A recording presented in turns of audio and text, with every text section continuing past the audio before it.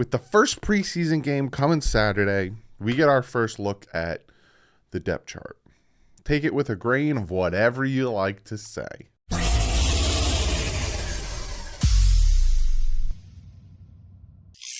What is up, Finn fans? Yes, no practice today. They're going to be traveling to Chicago for tomorrow and Thursday's joint practice, and then they have off Friday, and then we have Saturday's first preseason game, which I will be live streaming the first quarter or so. Then I have to head to my dad's birthday party. But yes, we're going to be looking at the very first look at the depth chart. I haven't looked at this yet. I know it's out there, but I try to give you guys an instant reaction, so I haven't looked at it yet. But first, we need to talk about a few things, specifically Hunter Long. But let me shout out some new members and a new Patreon. For the new members side, we have Howie Pilardi, not related to our punter Pilardi, Lionel Lagara, Mondrell Carter, and Floyd Watley. Thank you guys so much for becoming members. And to the Patreon side, Nathan Hancock. Thank you guys so much. Again, if you are a member, be sure to go to the community section, because I made a video specifically just for members in the community section. So if you are a member and you're like, hey, I don't see videos that are just for members, yada, yada, blah, blah, blah, go to the community section. That's where they are, and Patreons, they should be posted there. I made a specific video for you guys. So go check those out if you are a member or a patron. Also, Backroom Collections, they've just put out some new artwork for Miami Heat. I'll pop that up. Again, they don't just do the NFL. So go over there, check it out. I think it's backroomcollections.net. Link is in the description. Use the promo code DW, get yourself 10% off. Go grab yourself some fantastic artwork, canvas work, tile work, all that good stuff. Hang it on your walls. Also, check out patchvibes.com. I'm wearing one of their shirts. If you like it.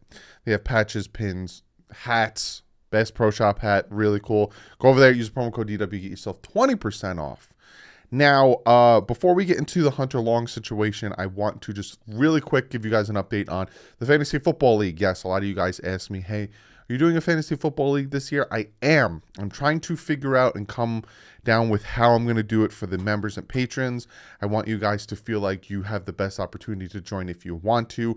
For you guys, the subscribers that aren't members or patrons, I'm doing a first come, first serve. Now, don't do it now. I'm not going to tell you how to do it. But I'm doing a first come, first serve pay league, because to me, that seems like the only way that people can take it seriously and actually set their roster. I think I'm $15 pay-in league. I'll tell you when to do the first come, first serve. I'm not doing it yet. So if you email me or if you say, hey, I want it, not yet, because we're not doing the draft until September. I do it after the last preseason game is when all the drafting will happen. But I will let you guys know. I'll make a specific Fantasy Football League video that will go into full detail. So wait for that. But I'm just giving you guys an update. There will be a Fantasy Football League. Now, the Hunter Long situation. I don't know.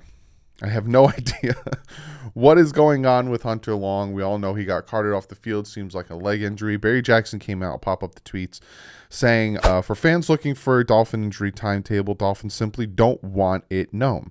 A hurt defensive player was told by front office in 2020 that he and his camp better not reveal to reporters. That said, if Flores, who's a good guy, is in a good mood, he sometimes offers something. He also says, but Flores made it clear in recent days that he's inclined to call every injury day to day, even some serious. Dolphins believe competitive advantage gained. Every team's different. Panthers sent a press release with some, but I'm not even going to try that, exact injury and timetable to return. Teams make this call. So it all depends. It all depends on the player, the coaches, all that stuff. So I don't know. We won't know until Brian Flores wants us to know, plain and simple. I know we all are interested in the whole Hunter Long situation, but talking about tight ends, Mike Gesicki's off the COVID list. Will he practice tomorrow and Thursday? I don't know, but it's very good to hear that Mike Gesicki is off the COVID list and hopefully potentially able to practice. So that is some good news on the tight end front. So now let's look at this depth chart. and then we'll get to comment of the day. So like I said, I have not seen this depth chart. I kind of want to look at it with fresh eyes, give you guys my instant reaction.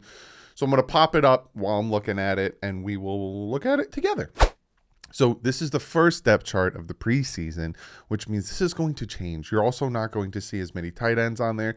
You're not going to see as many running backs on there. You're not going to see as many whatever on there. So this is going to change, but it's just interesting to see the first depth chart. You can see in the corner it says as of August 9th, 2021. So we'll start top to bottom. We go wide receiver, Devontae Parker, Jakeem Grant, Robert Foster, Kirk Merritt, and Kai Loxley are the depth there. Starting left tackle, Austin Jackson, behind him Hubbard, and behind him Coleman. Starting left guard is Eichenberg.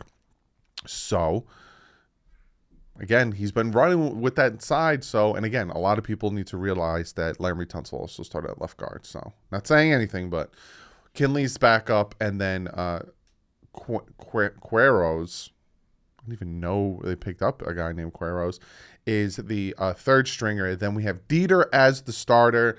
Nice to see that. Skuro, the backup, and Cameron Tom behind him. Robert Hunt, Jermaine, I think that's his name. I'm not even going to try to pronounce his last name.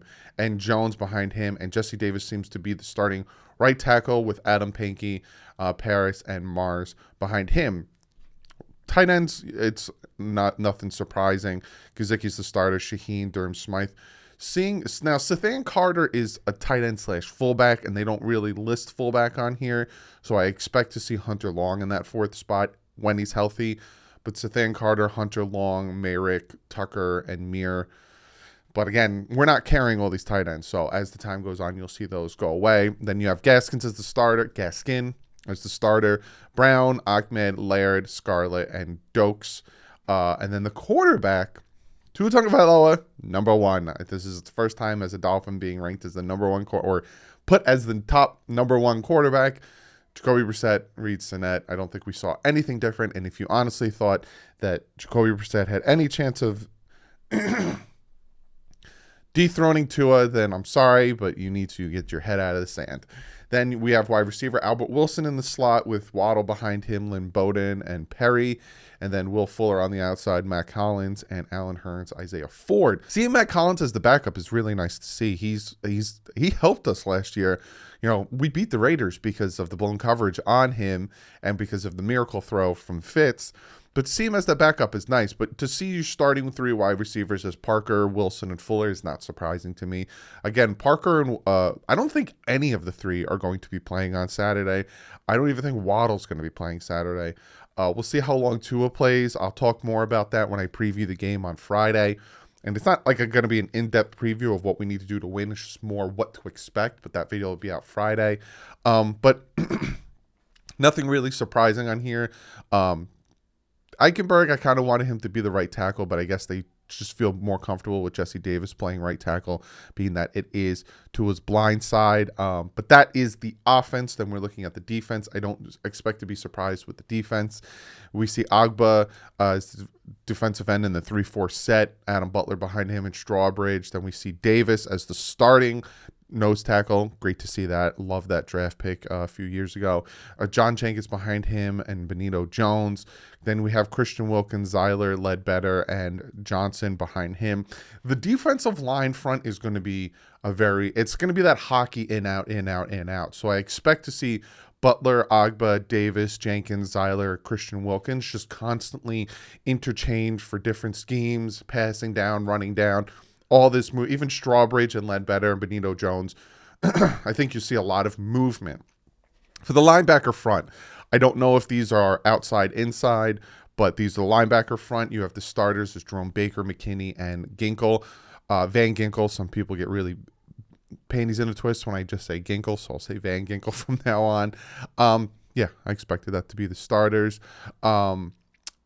Riley, Guavin, and Scarlett behind them. Munson, Beagle, and Phillips behind them. Johnson, Griffin, and Tyshawn Render behind them. Phillips, I see him being so far down probably because of the injury that he's dealing with. Same thing with Vince Beagle. Then we can look at the corners. We have Coleman as the slot, Byron Jones. I like that they call him By Jones. Byron Jones and Xavier Howard. I saw that coming. I'm hearing very good things about Coleman playing the slot. So that is something that I definitely saw coming. And then we have Perry, Noah, and Needham behind him. LeBlanc, who I hope makes the team. I love saying his name. Bonds and Davis behind him, and Askew, Ellis, and Terrell Williams behind him. Now, the starting safeties is Jason McCourty and Eric Rowe. Again, not surprised. McCourty has been running with the safeties a little bit more in his career. Behind them is Holland and Brandon Jones. They have to put Burr Jones and By Jones because there's a lot of Jones on this team. Fedulum and Nate Holley behind Eric Rowe and Brandon Jones. So that's your defense. Nothing surprising. Literally, there's nothing surprising on the defense. You'll probably see McCourty or even Holland being more of that roamer. Holland has been doing really well at safety, so we'll see how that movement goes. But the fear of the corners getting beat so bad, and I'll talk about that in comment of the day, kind of made McCourty go to corner when he probably is going to be more of a safety help. But yeah, and then we have the special teams with Sanders and Pilardi being the kickers, and then long snappers Ferguson. Sonara, I think, was just released again. And the kick returners, Jakeem Grant's the starter, Waddle, Noah, punt returners, Bowden, and then Perry behind him. Take Waddle off there, please. I don't care. I don't care if he's a rookie. Rookies got to get their dues in. Blah, blah, blah, blah, blah, blah. Take Waddle off of there, please. I don't want to see Waddle returning unless it's a need to be in the season, not preseason. I better not see him returning anything. But like I said, I don't see him playing on Saturday. But anything surprising on here? Not really. You know, Bowden, Perry, Kirk Merritt, and Kai Loxley being down on the wide receiver depth is nothing. Even Hearns and Isaiah Ford is nothing surprising. We all kind of could have predicted those starters. Literally looking at this depth chart, it's kind of what they've been doing in camp. Nothing surprising. And you're seeing and hearing more of Matt Collins. You're hearing more of Robert Foster, Kirk Merritt running with the ones because you're not hearing Devontae Parker, Albert Wilson, and Will Fuller really doing anything because they're the vets that are on the day-to-day or the moderated schedule. Same thing with tight ends. You're hearing more of, you know, Long, Merrick, and all those guys because Gesicki was on COVID. But that is the depth chart. It's, like I said, nothing surprising there for me. Comment below. What do you guys think? Again, this is depth chart number 1 of the preseason. I'll talk about what I expect, who I expect to play, all that stuff, like I said, in Friday's preview video. I'm still going to do preview videos and post-game videos for the preseason game, so you can expect those Friday and then Saturday night after the preseason game. Kind of give you guys a little in-depth feel of how the season's going to go when I do my previews and post games for the Dolphin games. But be sure to comment below. What do you guys think of the depth charts? Anything that really surprised you? Is there things that you kind of hope move to be in different positions? Comment below, and I'm going to get to one of you guys. Comments of the day. Now, this one comes from Megan Itwit, and she says, comment of the day, by the sounds of it, our passing game is going good. However, our run game isn't happening. So what's going on? Is it the backs aren't good enough, or the O-line not blocking, or is our D just that good, or a mix of all three? How do you think we'll improve it for game 1? It's a combination of things when you think about it, especially when it comes to why the passing game is doing really well. The quarterbacks don't have that sense of fear of taking a sack. Yes, they do get sacked, and they do blow a whistle to say, all right, you held the ball on for too long now, but there's no sense of fear of a pass rush of, oh, Agba's going to sack me, or, you know, I have Van Ginkel coming off the other end, or so-and-so's blitzing, and I'm going to get hit. There's no fear. So they kind of, in training camp, it's more working on the ball placement. It's working on making the throws. It's work on, you know, dropping it in there. It's the accuracy, the reads, and all that stuff is being worked on, whereas the timing is something that's what the preseason's for. And Tua needs to work on the timing. From what I'm hearing, that is the only knock that he has so far. Everything else is exceeding everyone's expectations, which is fantastic to hear. It's just he needs to get the ball out quicker, which when he starts to get into live action gameplay, he'll probably start to pick up on that. Okay, I got 2-3 seconds tops.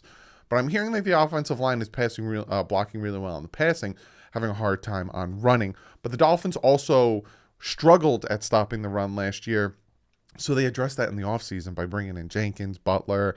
They still have Raekwon Davis. So I'm not surprised.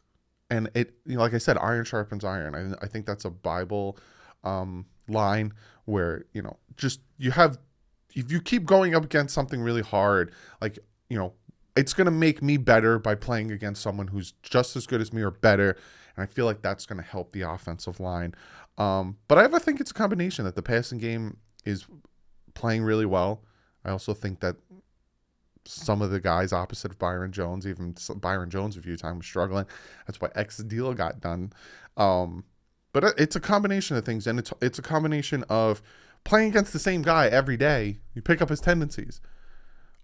Say Byron Jones or Trill Williams or whatever is going up against Robert Foster. Robert Foster has a little bit of a tell where if he drops his right shoulder, he's going to cut to the inside to the left. It's a little move that he does. Then the corner, first time he'll get him, the second time he'll get him, and then all of a sudden he'll start picking up. There goes the drop on the right shoulder. I'm going to jump the route to the inside because I know he likes to plant that right foot, drop that right shoulder, and then cut to the inside. You constantly play against these guys, even the offensive lineman. If I see him do something, or if I know after a while he's going to do that, or even the defensive line. If I see him drop his right shoulder, I know he's going to rip to that way. It's the constant doing it over and over again that you pick it up on it, and then that's why you do joint practices, and that's why there's a preseason. Last year there was no preseason, so for the first couple games of the season, we looked messy. Everyone in the NFL looked messy. Then all of a sudden week 4 came, week 5 came. Dolphins are a completely different team. So I think hope I answered your question. Hope I made you feel better. But that's the video. Like I said, they're traveling today, and then tomorrow and Thursday is the joint practice. No practice on Friday. You'll get your preview video, and then Saturday for a first look at Miami Dolphins football. But I will see you guys on tomorrow after I get all my news and notes. It is a closed practice, so even Chicago fans aren't even allowed to be there. But be sure to check out Miami Sports Music, fantastic YouTube channel site. They have their morning show. They have a bunch of podcasters, YouTubers like me, TD, NK Flexing on there. Go check it out. Other than that, guys, I'll see you tomorrow. Like usual, stay classy. The Fin's up.